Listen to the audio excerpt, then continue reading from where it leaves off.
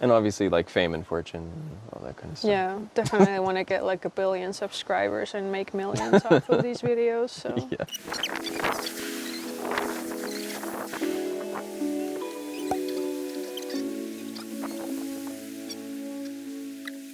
Okay, so we wanted to make a video that basically should probably have been the first video, where we kind of just explain what is the concept for what we're doing, and like who is this for even, and who are we, and just kind of like general overview stuff like that.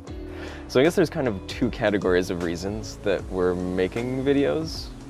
One of them being selfish reasons, and the other being wanting to create quality content for a specific purpose, if not a specific audience. I think it's more like more different.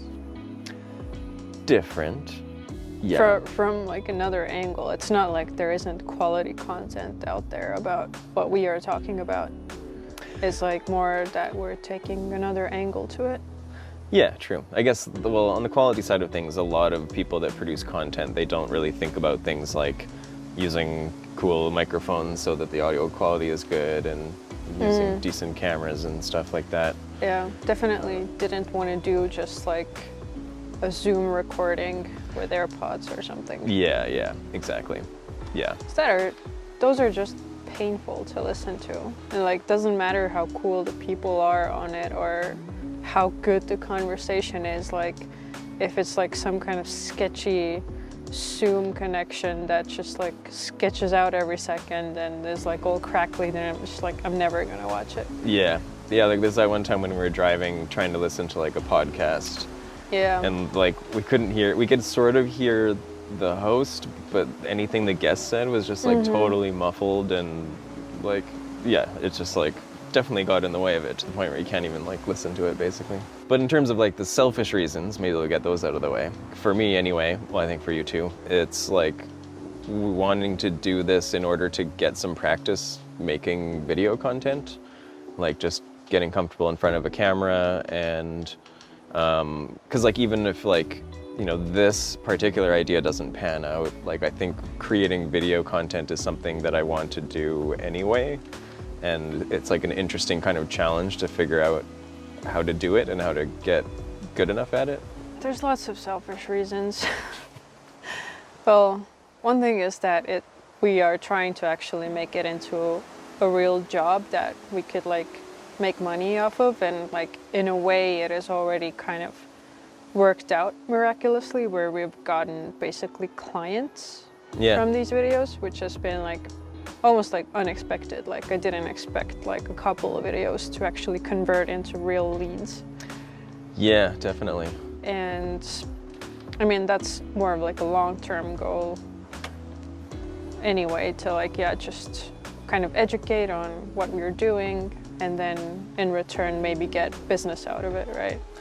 Yeah, and also it's kind of like an indirect thing. Like we're not just on here pitching our services and being like, get in touch with us now to to have us work for you. Yeah, but then the other angle of it is definitely like confidence, I think, is like every person that I've seen talk about why they do content, or especially like video, they always say that, you know, over a period of time you just gain some sort of like self-awareness and confidence from it. Yeah. Especially in terms of like public speaking and researching different topics, and you know, that's kind of our job as well. But I think another aspect of it is like just being able to communicate clearly what you're doing and thinking about, which is just a basic life skill in any industry, I guess. And it also gives us a chance to kind of, I guess I've been doing more of it, but like I like to kind of prepare for the videos. Even if it's not a topic that needs a lot of research, I still like to like write down my thoughts and almost like in a script. Not that our videos are like really scripted or anything, but I just... more of an outline. Yeah, more like an outline that I feel more confident in talking about the topics as well, if I've kind of gotten on the same page with myself before, if that makes sense.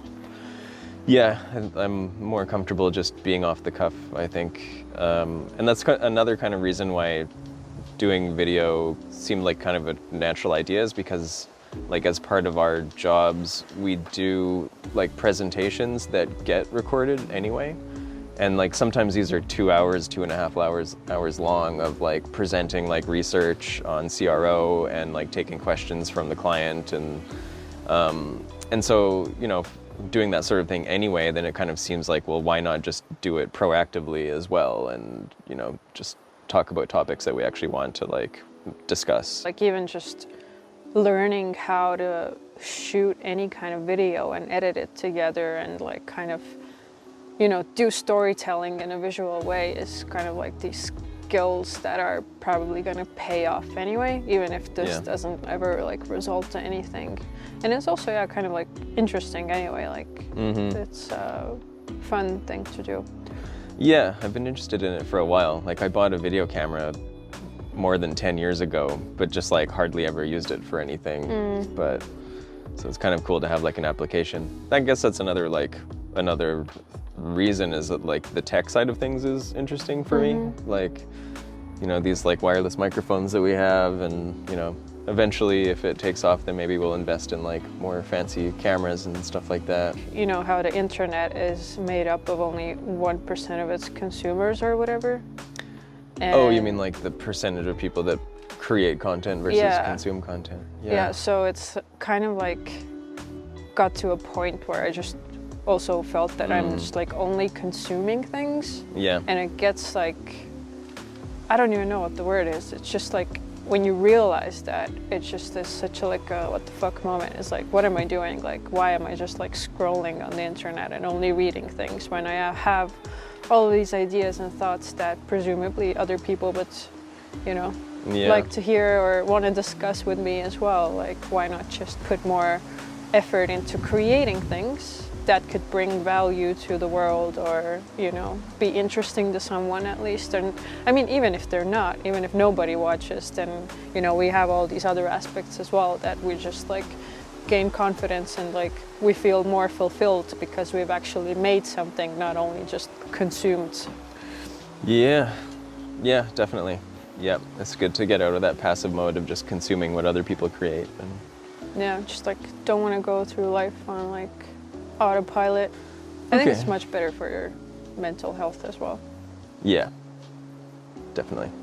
Okay, so that's probably about it for selfish reasons. And obviously like fame and fortune and all that kind of stuff. Yeah, definitely want to get like 1 billion subscribers and make millions off of these videos. So. Yeah, I think you even need 1,000 subscribers on YouTube to even monetize content at all.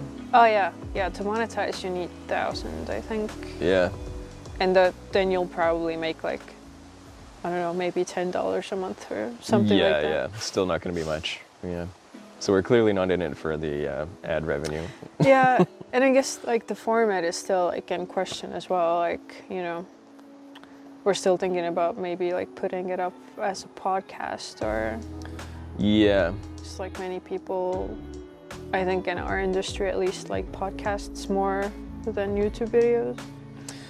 Yeah, I think especially like people that commute and stuff like that, it's a lot easier to just like listen to something, or like you can listen to something while you're working out or going for a walk or whatever.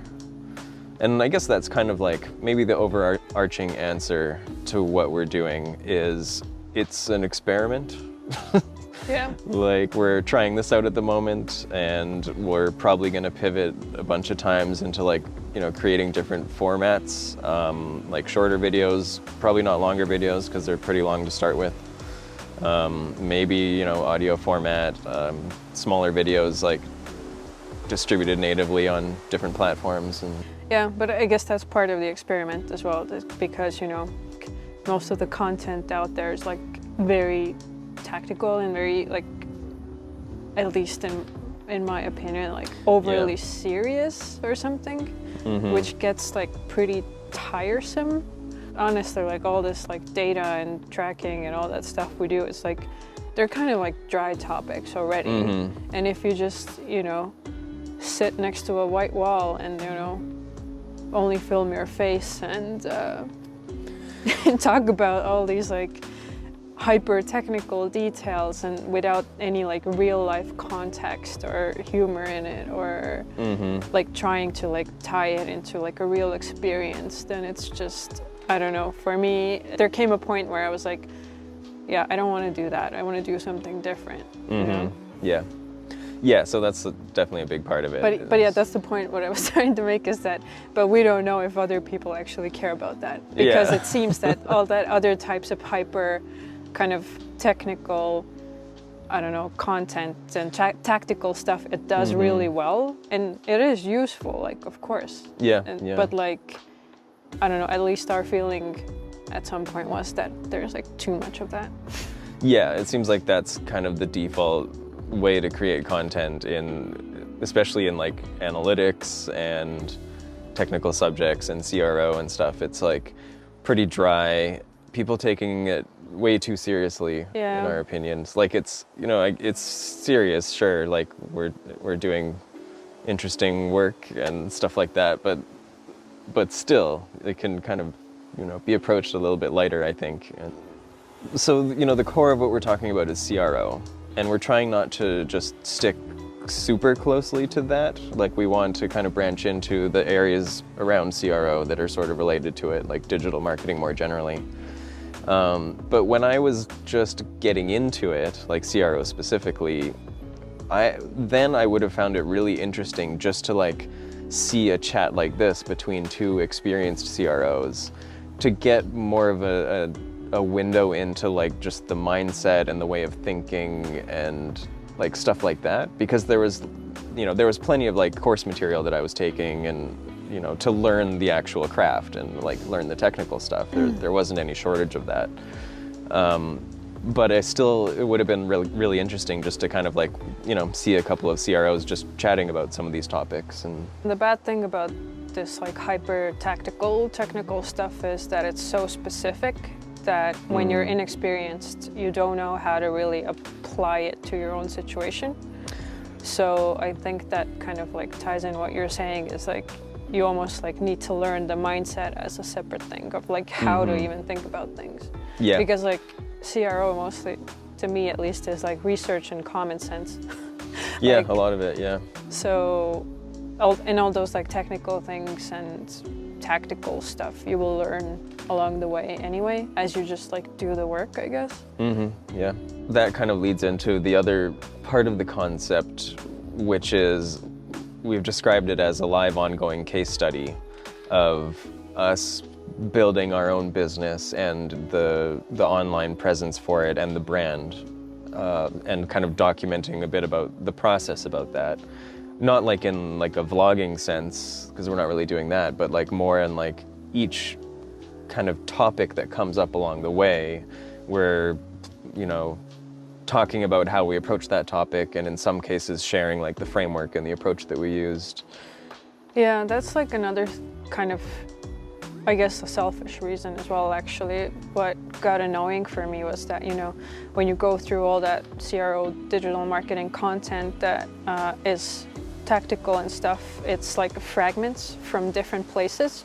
Oh yeah, yeah. And they're always like about, you know, CROs tearing down other people's work, which I guess what CRO is anyway, but like we just, I guess, wanted to create a platform that we could use as an example without having to, you know, go and look at other people's stuff and tear that down necessarily. Yeah, yeah. So we have like this growing platform that we can use for all of this work and for this education purposes, and which we need to make anyway, because we're building a business, and so, you know, need to have a website, need to do some kind of marketing and figure that out, and yeah, it's like way harder to actually build something than it is to criticize something that's already built and, you know, tweak it, optimize it and stuff like that. So that's like, it's an interesting challenge, and like it's fun to do, and then also just kind of like interesting to share that. So like what we do becomes source material for content,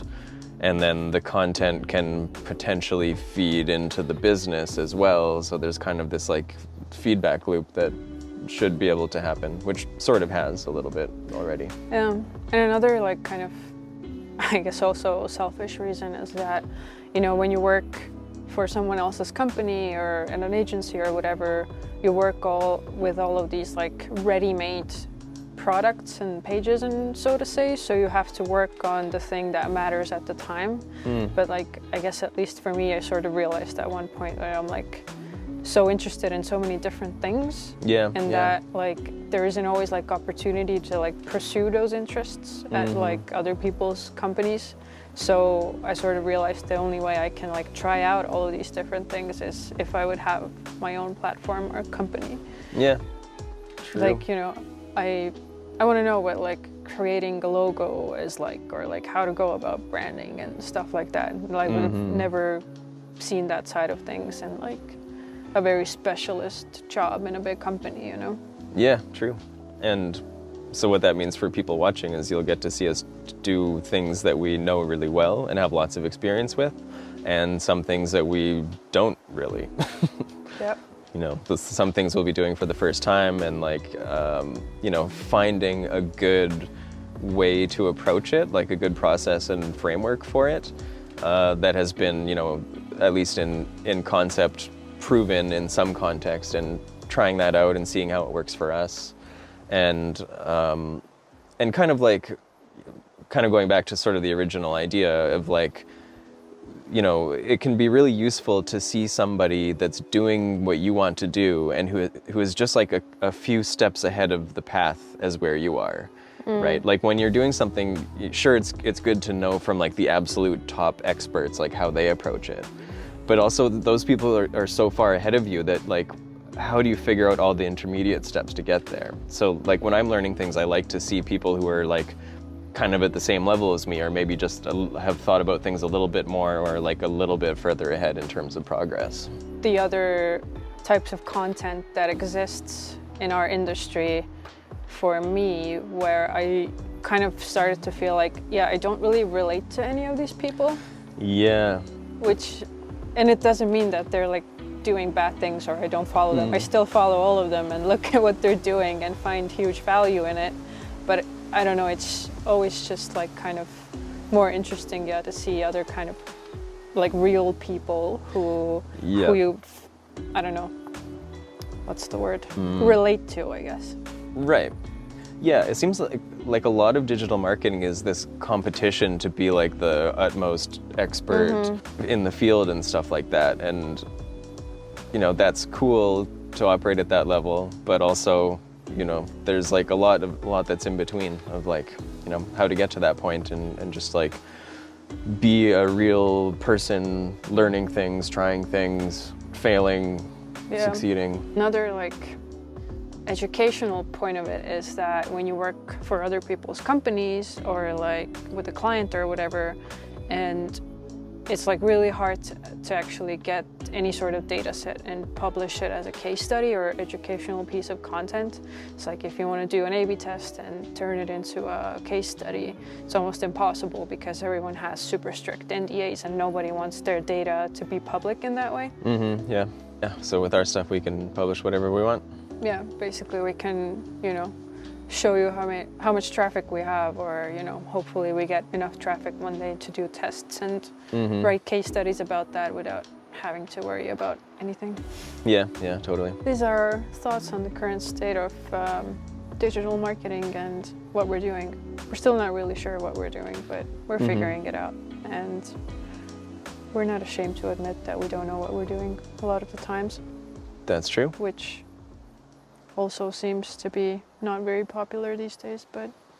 Yep, you have to know what you're doing. And also... But no one does. Yeah.